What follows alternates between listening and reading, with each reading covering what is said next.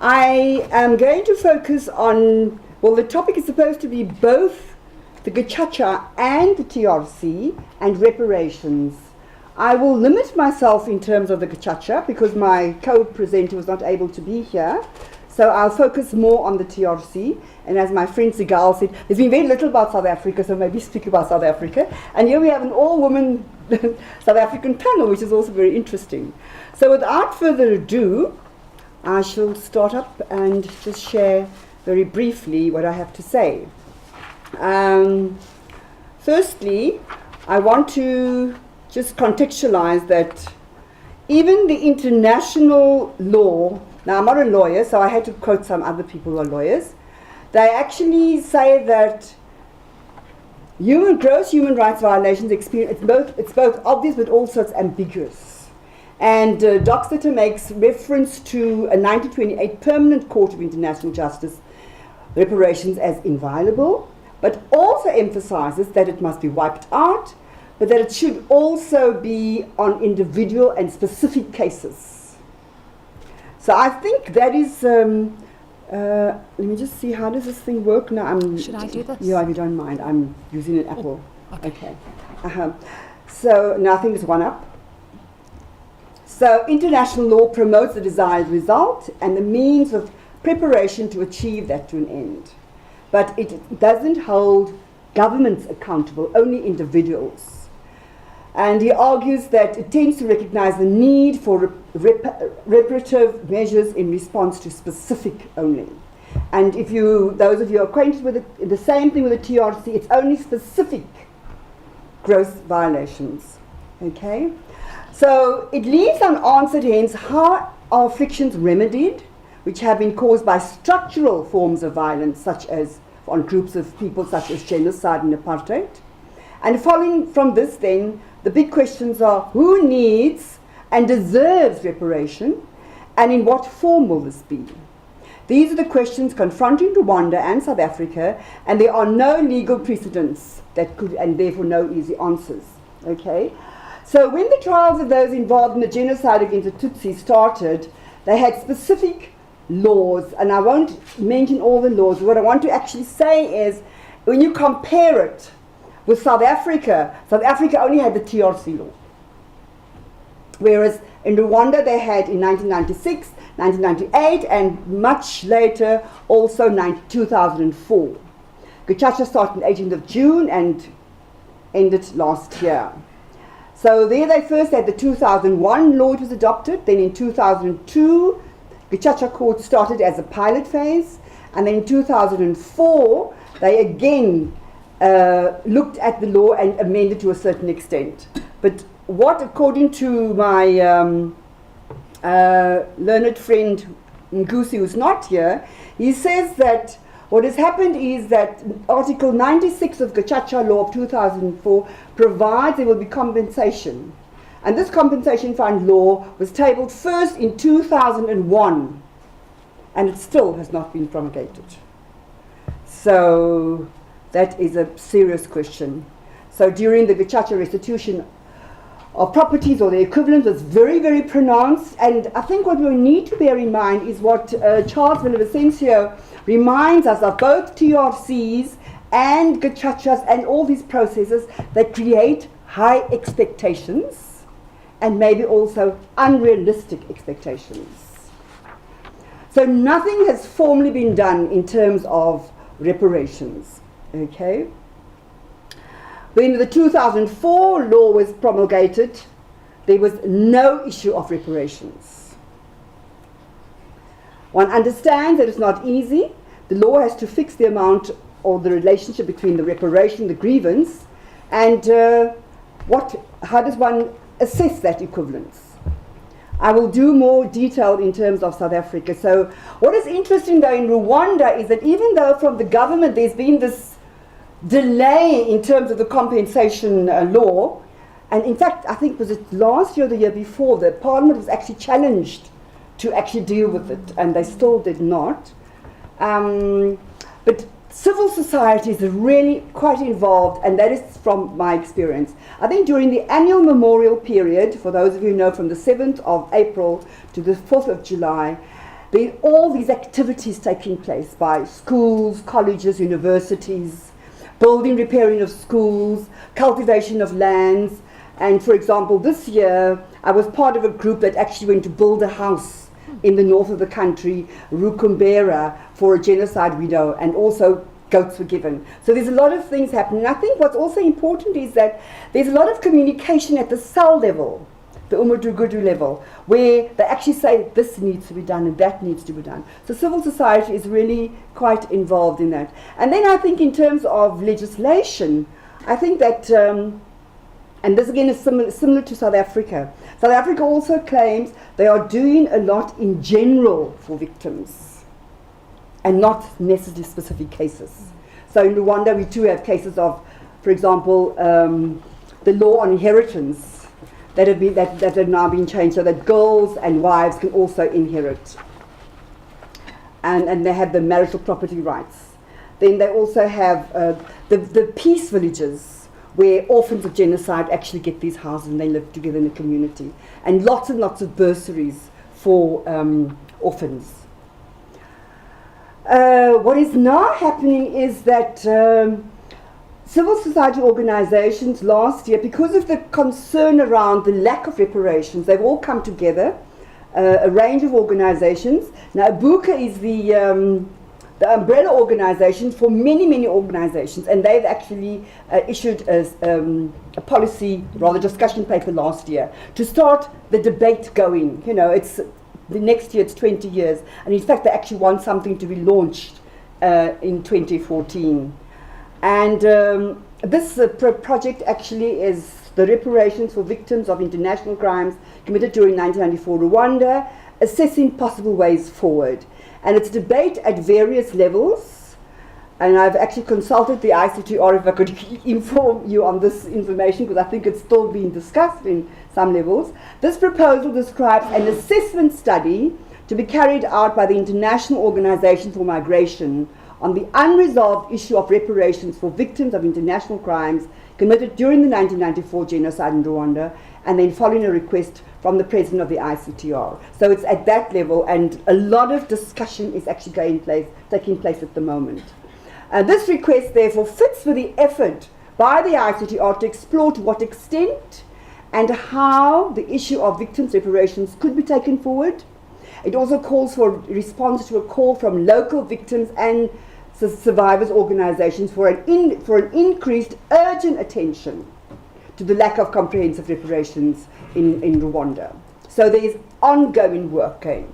Okay, so I now turn to my country, and I will aptly say reparations, rhetoric or reality. Now firstly, as a feminist activist, plain academic sometimes, I use feminist methodology, which means I use my own experience as part of my academic studies. I also discount the distant objective observer, and I use I. And I sit here now as one of the privileged group of victims. Only 17,000 have thus far been paid out. And I'm one of the 17,000, and I also get a special pension. So I really am very, very privileged, and therefore I think it's also part of my activist duty to be discussing some of these issues. So I thought I'd use Sapiro, because I think it aptly summarizes what I can't actually say. Truth and Reconciliation. Described as the largest survey of human rights violations undertaken anywhere in the world, the TRC has become the key instrument in democratic South Africa's interrogation of its apartheid past. I want to actually agree with Howard Varney, who says the process of the TRC was very impressive, but not the end result. And let's see why I say that. Yes, it was the first to look at comprehensive restorative justice of its kind. These hearings serve as an important symbolic function in the country where the system of governments in particular denied and silenced black voices. What was also interesting is that there was a great awareness of racial representation of the TRC. So they had a deliberately skewed racial picture where whites were also overrepresented as victims in order to include them in the TRC's work. for instance, and many high-profile cases were also favoured above other matters. So the objective was broad victim inclusion in the work in the TRC, which was undermined by inception of its legal mandate. And I want to emphasize that TRC actually also just looks at specific cases, and therefore I think it created unrealistic expectations. And all the literature critiques, or some of the literature critiques the fact that they looked at individual cases, they didn't look at the system of apartheid. They didn't look at the dehumanization of the entire process. So it was actually very limited.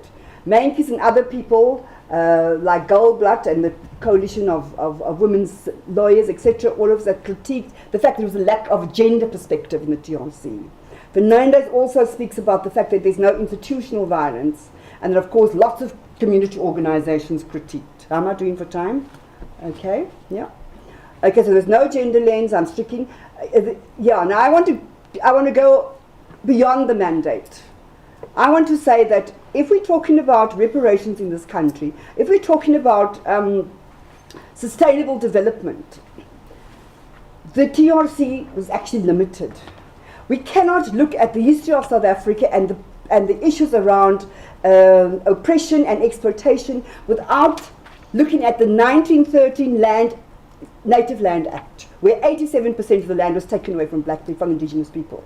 So I'm arguing that that's why there are such problems, because if any of you go to Cape Town Airport, I think it really exemplifies what has happened in South Africa. You have this Cape Town city, which is like number one in many tourist brochures, but the entire airport is surrounded by informal settlements, those of you who've been there.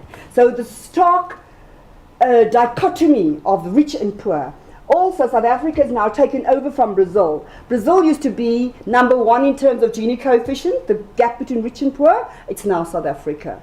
So I'm arguing that even though the TRC had a role, it actually is not enough.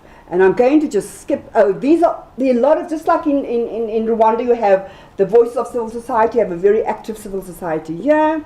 And the critique is that beneficiaries from apartheid have not actually come to the party. In fact, not even acknowledged your collusion, but maybe also your unintentional benefit from apartheid. Now that, I think, is the key thing. I mean, how many times do I have to listen to my friends who say, no, but their parents worked so hard on this farm of theirs. Then firstly I find that, excuse me, that farm was given to your ancestors. And the very indigenous people who are working on the farm were actually the owners of that farm. But there are also wonderful examples in this country. If any of you know about the Solms Delta project in Stellenbosch, Franschhoek, where the farmer actually did some research, looked at the whole thing around the archaeology of the place, and then together with the workers had this museum, and he's given them shares in the farm, and they're actually working towards reconciliation. They've done some reparation, and they're working together for this potentially wonderful South Africa that could be there. So there are many such examples. I think business is actually the most. I'll just read what Craig Williamson said during the course of his testimony. Our weapons, our ammunition, uniforms, vehicles, radios, and other equipment were all developed and provided by industry. Our finances and banking were done by bankers. Oh, that was a Freudian slip almost.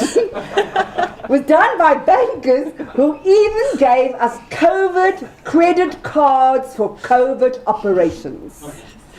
And business has not come to the party. So in terms of reparations, and I think I'll rather complete now, just conclude. There's a big tension with government. Government has only recognizing the 17,000.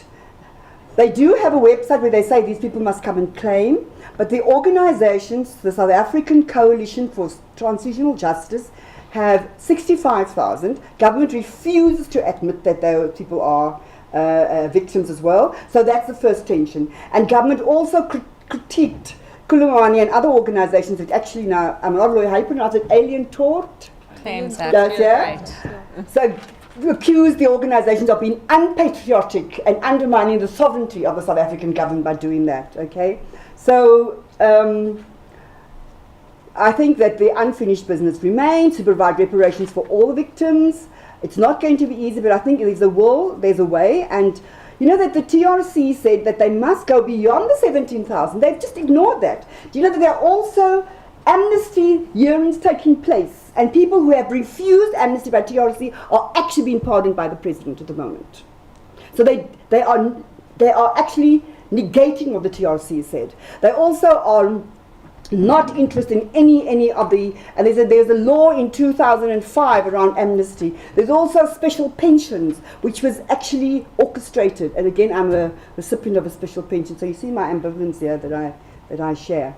So, and the other key thing is that the TRC said they must publicise the findings of the TRC so it can become a discourse in the country. And on that note, where South African government has not